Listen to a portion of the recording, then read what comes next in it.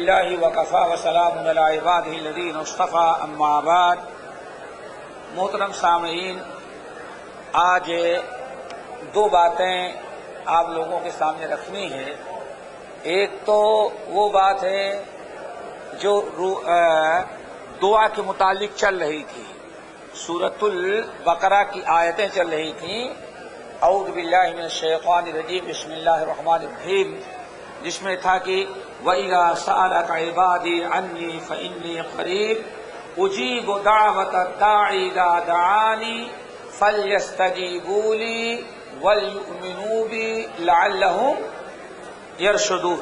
بات آ گئی تھی یہاں تک۔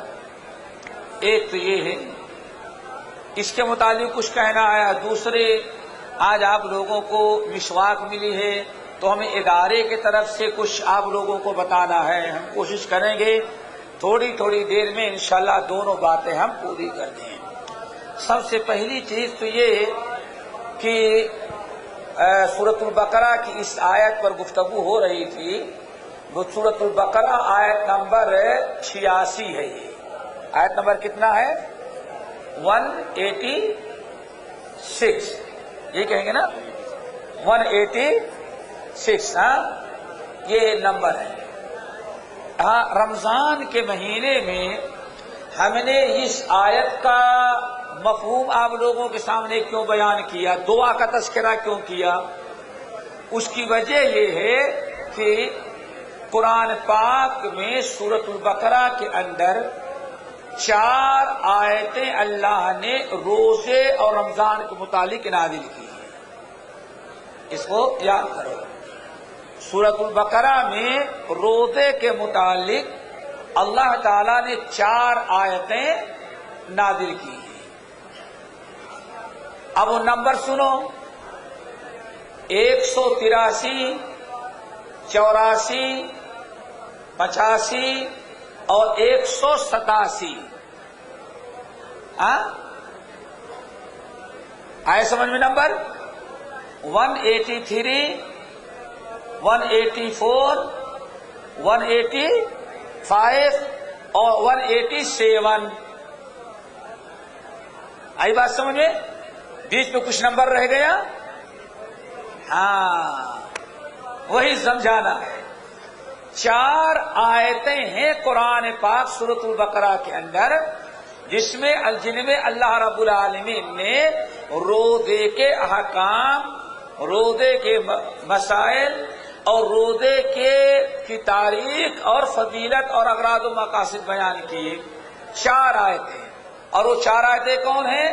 183، 184، 185 اور 187، یہ 4 آیتیں ہیں۔ لیکن ان 4 آیتوں میں ایک آیت چھوٹ رہی ہے، 186 چھوٹ رہی ہے۔ 186 میں اللہ رب العالمین نے یہ دعا والی آیت نازل کر دیا۔ آئی بات سمجھ میں؟ روزے والی آیات کے بیچ میں ایک آیت اللہ نے کیا نازل کر دیا؟ دعا والی۔ نمبر 1، وہ آیتوں کو ذرا سنو۔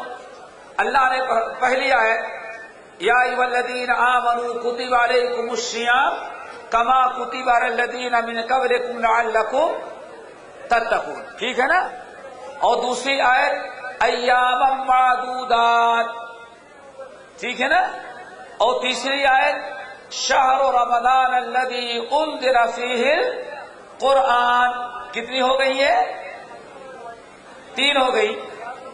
روزے کے متعلق یہ آیات ہے۔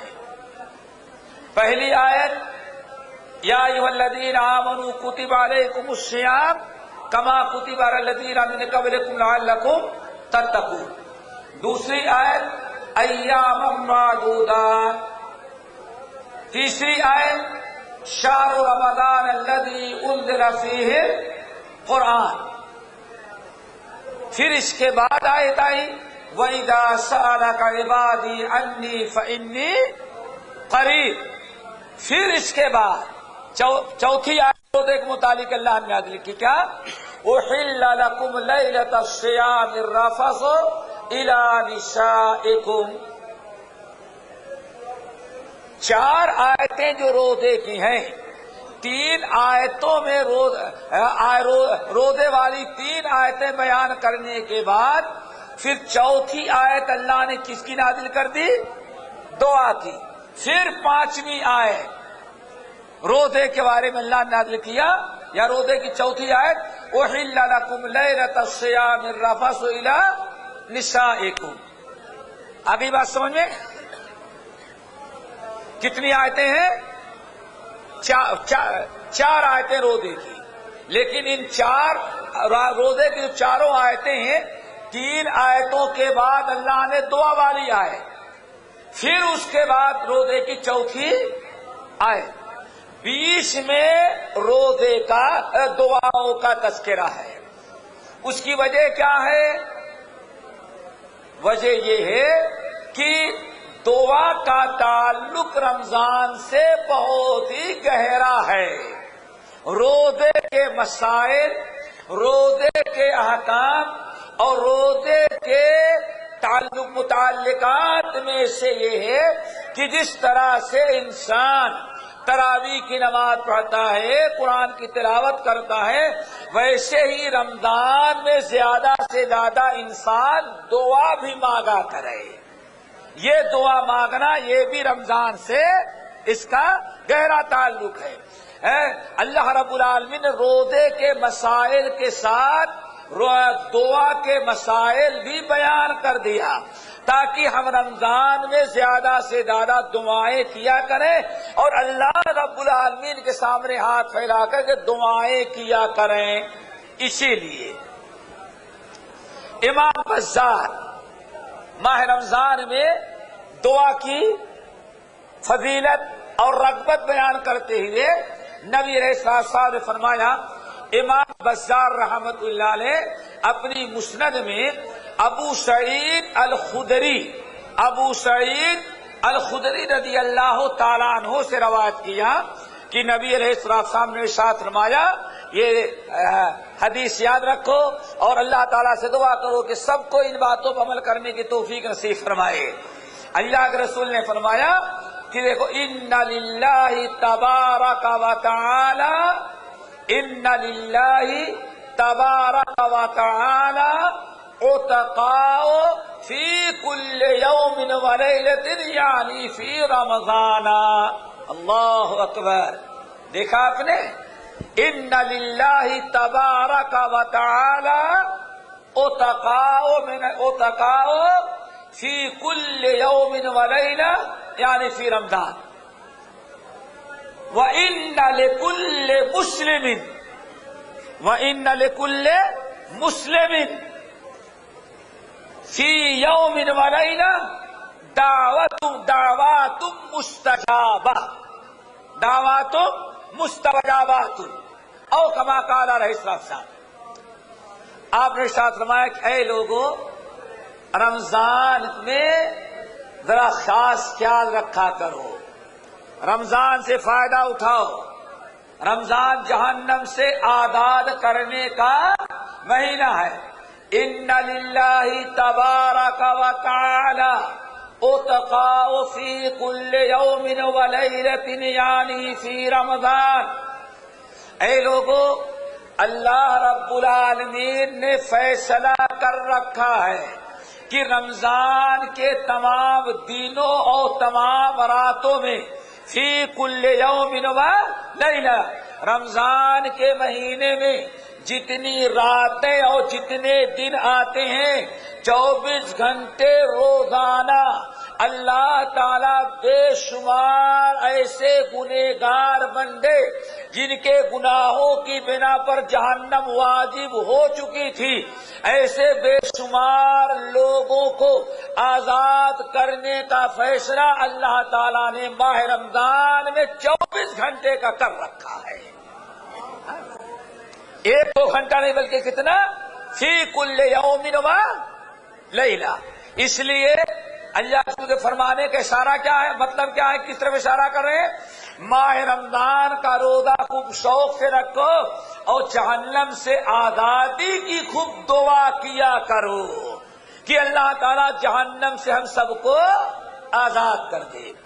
آگے ذرا سنیں، وَإِنَّ لِكُلِّ مُسْلِمٍ، اور اللہ رسول کیا فرما رہے اس حدیث میں، وَإِنَّ لِكُلِّ مُسْلِمٍ فِي كُلِّ يَوْمٍ وَلَيْلَةٍ، اور اسی طرح سے، کس طرح سے، جس طرح سے اللہ تعالیٰ نے رمضان کے مہینے میں اپنے متعلق فیصلہ کر رکھا ہے کہ 24 گھنٹے ہم لوگوں کو جہنم سے آزاد کرتے رہیں گے، ایسے ہی اللہ نے رمضان میں ایک وعدہ اور کر رکھا ہے۔ وہ وعدہ کیا ہے؟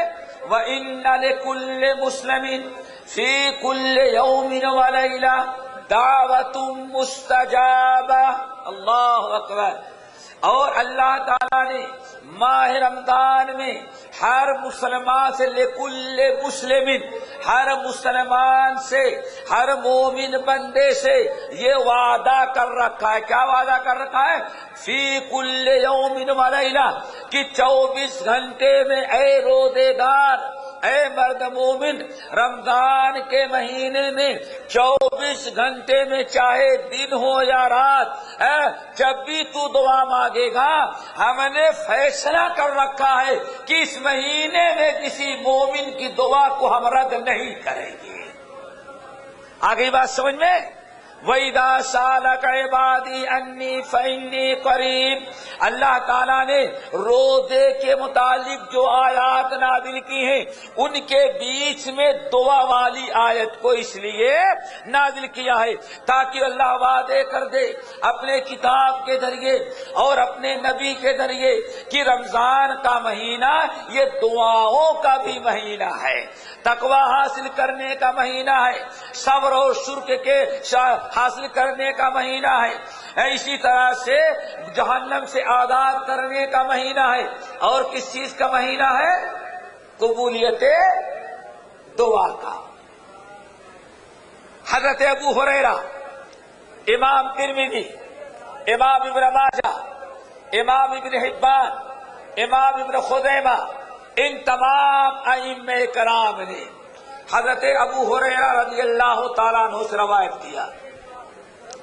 ابو ہریرہ رضی اللہ تعالیٰ عنہ کہتے ہیں کہ نبی علیہ السلام نے فرمایا، ثلاثۃ لا ترد دعوتهم، ثلاثۃ لا ترد دعوتهم، اے لوگو، 3 قسم کے آدمی ایسے ہیں جن کی دعا کو اللہ کبھی رد نہیں کرتا، جب بھی وہ دعا مانگتے ہیں ان کی دعا کو اللہ قبول کرتے ہیں۔ ثلاثۃ لا ترد دعوتهم، 3 قسم کے مسلمان ایسے ہیں جن کی دعا کو اللہ تعالیٰ کبھی رد نہیں کرتے۔ وہ تینوں کون ہیں؟ اب ذرا غور سے سنو۔ نمبر ایک آپ نے فرمایا دعوت الصائم، دعوت الصائم حتی یفطر، دعوت الصائم حتی یفطر، روزے دار سے اللہ نے وعدہ کر رکھا ہے، ثلاثۃ لا ترد دعوتهم، 3 قسم کے آدمی ایسے ہیں جن کی دعا کو ہم رد نہیں کرتے۔ پہلے نمبر پر روزے دار کی دعا ہم قبول کریں گے جب تک روزے دار افطار نہ کرے۔ روزے کی حالت میں سحر سے روزہ شروع ہوا اور غروب آفتاب تک روزہ رہتا ہے، اس روزے کی حالت میں جب بھی روزے دار دعا مانگتا ہے اللہ فرماتے ہیں ہم اس کی دعا کو قبول کرتے ہیں، اس کی دعا کو رد نہیں کرتے۔ آگئی بات سمجھ میں؟ نمبر 2، دوسرا انسان جس کی دعا کو اللہ کبھی رد نہیں کرتے، آج فرمایا دعوت المظلوم۔ کون؟ دعوت المظلوم، مظلوم کی بد دعا کو اللہ کبھی رد نہیں کرتا۔ ایک انسان مظلوم ہے، اس پر ظلم ہو رہا ہے، وہ اللہ تعالیٰ سے جب دعا مانگتا ہے، اللہ تعالیٰ کے سامنے ہاتھ پھیلاتا ہے تو اللہ مظلوم کی بد دعا کو رد نہیں کرتا، بلکہ نبی علیہ السلام فرماتے ہیں یرفعوها فوق السحاب ويفتح له باب السماء۔ اللہ اکبر۔ مظلوم جب دعا کرتا ہے، یہ دوسرا انسان، پہلا کون تھا؟ روزے دار، جب تک روزہ افطار نہ کرے، اور دوسرا کون ہے؟ مظلوم۔ اور مظلوم جب دعا کرتا ہے تو مظلوم کی دعا کا مقام کیا ہے وہ ذرا سنو۔ یا اللہ کے رسول صلی اللہ علیہ وسلم نے ساتھ فرماتے ہیں کہ مظلوم جب بد دعا یا دعا کرتا ہے، مظلوم جب دکھی دل والا انسان، مظلوم انسان جب دعا کرتا ہے تو اللہ تعالی، اللہ کے رسول ساتھ فرماتے ہیں کہ یرفعوها فوق السماء فوق السحاب۔ اللہ اکبر۔ جب دنیا میں کوئی انسان دعا کرتا ہے تو فرشتہ اس کی دعا کو اللہ تعالیٰ کے ہاں لے جاتا ہے۔ اللہ اس نے آپ سے یہ مانگا ہے، آپ سن رہے تھے، اس کی دعا میں لے کر کے آیا ہوں۔ اللہ کہتے میں نے اس کی دعا کو قبول کیا۔ آئی بات سمجھنے؟ قبول کرنے میں کچھ دیری لگتی ہے، کیوں؟ آپ دعا کریں گے، فرشتہ آپ کی دعا لے کر کے اللہ کے پاس جائے گا۔ لیکن مظلوم جب بد دعا کرتا ہے، مظلوم جب بد دعا کرتا ہے تو مظلوم کی بد دعا کا عالم کیا ہے؟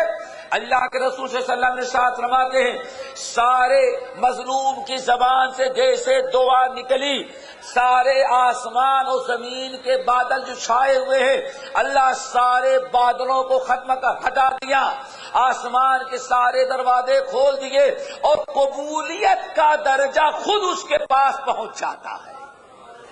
قبولیت کی دعا، قبولیت کا مقام خود اس کے پاس آتا ہے۔ اور آسمان سے اللہ کیا کہتے ہیں وہ بھی ذرا سن لو، لَأَنصُرَنَّكَ وَلَوْ بَعْدَ حِينٍ۔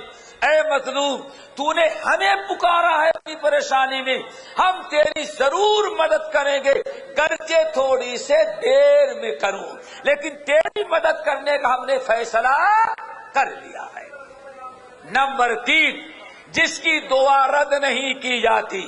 تیسرا، جس کی دعا رد نہیں کی جاتی، آج نے فرمایا یہ ہے دعوت الامام العادل۔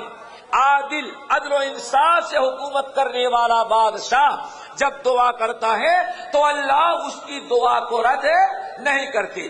یہ تو ہے میرے بھائیو رمضان میں دعا کا، اور خصوصاً ماہ رمضان میں افطار کے وقت جو بیٹھتے ہیں، اس وقت کے بھی دعا کا خصوصیت سے قبولیت کا وعدہ اللہ نے کیا ہے۔ اس لیے میرے بھائی افطار کے لیے بیٹھیں تو ہماری ساری توجہ صرف اذان پر نہ ہو۔ کچھ لوگ ہوتے ہیں نا ڈیرے میں دیکھتے ہوئے کھجور لیے ہیں، بس بالکل انتظار کریں اذان ہو، گٹ سے اندر کھجور چلا جائے۔ تو ٹھیک ہے، اذان اپنے وقت پر ہوگی۔ کچھ لوگ کیا کرتے ہیں، بس وہ بیٹھے پکوڑے ہی کو دیکھ رہے ہیں، نہیں، کچھ لوگ اپنے موبائل سے کھیل رہے ہیں۔ میرے بھائیوں، یہ افطار کے وقت جو آپ بیٹھے ہیں، ذرا سوچو، آپ 3:45 بجے سحر کی، کتنے بجے سحر ختم کیے؟ 4:15 کیا کریں بھائی؟ 15، 16، 17۔ چلو 4 بجے لے لو نا بھائی۔ 4 سے لے کر کے تم نے اللہ کے لیے روزہ رکھنا شروع کیا، اور ابھی غروب شمس تک اللہ رب العالمین کی فرما برداری کر رہے ہو۔ اللہ نے جن چیزوں سے روزے کی حالت میں منع کیا ہے، ہر ایک سے تم نے اپنے آپ کو بچایا۔ عبادت بھی ہے اور اللہ کی اطاعت و فرما برداری بھی ہے۔ اب افطار کے وقت جب آپ بیٹھتے ہیں، اللہ کی عبادت مکمل ہو چکی ہے، اللہ نے دیکھ لیا کہ میرا بندہ دن بھر میری عبادت و فرما برداری کر کے روزے کو مکمل کیا، اس وقت قبولیت دعا کا بہت ہی زیادہ چانس ہوتا ہے. اسی لیے اب حدیث سنو. نبی علیہ السلام فرماتے ہیں، امام ابن ماجہ رحمۃ اللہ علیہ اپنی سنن میں نقل کرتے ہیں کہ رسول اللہ صلی اللہ علیہ وسلم نے ارشاد فرمایا، اے لوگو ان لکل صائم، اے لوگو ان لکل صائم دعوت، ان لکل صائم عند فطرہ دعوت ما ترد، دعوت ما ترد. اے لوگو ان لکل صائم عند فطرہ دعوت ما ترد. اے لوگو ہر روزے دار سے اللہ نے عہد کر رکھا ہے. ہر روزے دار سے اللہ تعالیٰ نے ہر روزے دار سے عہد کر رکھا ہے کہ افطار کے وقت تو دعا مانگے گا تو ماں تو ردو، تیری دعا رد نہیں کی جائے گی. تو رمضان میں 24 گھنٹے، پھر روزے کی حالت میں، اور سب سے زیادہ افطار کے وقت. اس طرح سے تینوں قسم کے حدیثیں آئی ہیں. اللہ کے نبی نے تینوں قسم کی باتیں بیان کی ہیں. ان تینوں اوقات میں روزے دار جب دعا مانگتا ہے تو اللہ اس کی دعا کو رد نہیں کرتے. یہ تو تھی آیت کے متعلق. جو میں نے دعا کا تذکرہ رمضان میں کیا اس لیے کہ دعا کا بہت گہرا تعلق کس سے ہے؟ ماہ رمضان سے. نمبر 2، دوسری چیز، ٹائم ختم ہو گیا ہے. ادارے والوں نے مکلف کیا، ہمارے بھائی نے کچھ باتیں بیان کر دی. آپ لوگوں کو مسواک ملی ہے سب کو، لیکن ہم کو نہیں ملی. ہم کو نہیں ملی. مسواک کیا چیز ہے معلوم ہے؟ اللہ اکبر. نمبر 1، اللہ کے رسول نے فرمایا طہروا افواہکم فإنہا طرق القرآن. اے لوگو اپنے منہ کو خوب صاف رکھا کرو. کیوں؟ یہ تمہارا منہ جو ہے قرآن کا راستہ ہے. قرآن کا راستہ کیا ہے بھائی؟ بلدیہ کتنا لگی ہوئے روڈ صاف کرنے کے، گاڑیوں کا راستہ کتنا صاف کیا جاتا ہے. آپ اپنے گھر کو گندا رکھیں وہ نہیں پسگوارا ہے. آپ کا منہ تو کس کا راستہ ہے؟ قرآن کا. کس کا راستہ ہے؟ قرآن کا. اللہ رسول نے فرمایا طہروا افواہکم فإنہا طرق القرآن. اے لوگو اپنے منہ کو خوب صاف رکھا کرو، مسواک کر کے خوب صاف رکھو، بدبو نہ آئے. کیوں؟ یہ قرآن کا راستہ ہے. نمبر 2، نبی علیہ السلام ارشاد فرماتے ہیں ایک انسان جب اٹھا نماز فجر کے لیے، مسواک کیا، منہ کو صاف کیا اور نماز پڑھنے کے لیے آ گیا، جیسے نیت باندھا تکبیر تحریمہ کہی اس نے، اور سنت کے اندر سبحانک اللہم و بحمدک و تبارک اسمک و تعالی جب پڑھا اعوذ باللہ من الشیطان الرجیم بسم اللہ الرحمن الرحیم کیا، اور جب کہتا الحمدللہ رب العالمین قرآن پڑھنا شروع کرتا ہے تو قرآن اس مسواک کیے ہوئے صاف ستھرے کیے ہوئے منہ سے جب قرآن کی آیات نکلتی ہیں تو مومن کو اتنا، فرشتے کو اتنا مزہ آتا ہے کہ اللہ رسول نے فرمایا فرشتہ دوڑ کر کے اس کے منہ پر اپنا منہ رکھ دیتا ہے. روزے نمازی اگر ہم مسواک کر کے آئیں تب آئی بات سمجھنے. اس لیے ہمیشہ ہمیں مسواک کرنے کی خوب کوشش ہونی چاہیے. اور مسواک ماشاءاللہ اس سے دانت صاف اور دانت کے ساتھ ساتھ دانت کی دوا بھی اس میں اللہ نے رکھی ہے، ہاضمہ بھی رکھا ہے، بڑا فائدہ بھی رکھا ہے. آپ برش کرتے ہیں تو خون نکلتا ہے، اس مسواک کریں تو کبھی خون بھی نہیں نکلتا. دیکھا آپ نے؟ تو بہت ساری چیزیں ایسی ہیں میرے بھائیوں کہ مسواک ملا ہے تو اس کو صحیح معنوں میں ہم سب لوگوں کو چاہیے کہ اس کا استعمال کریں. باقی انشاءاللہ آئندہ کل اقول قولی ھذا واستغفر اللہ من کل ذنب واتوب الیہ.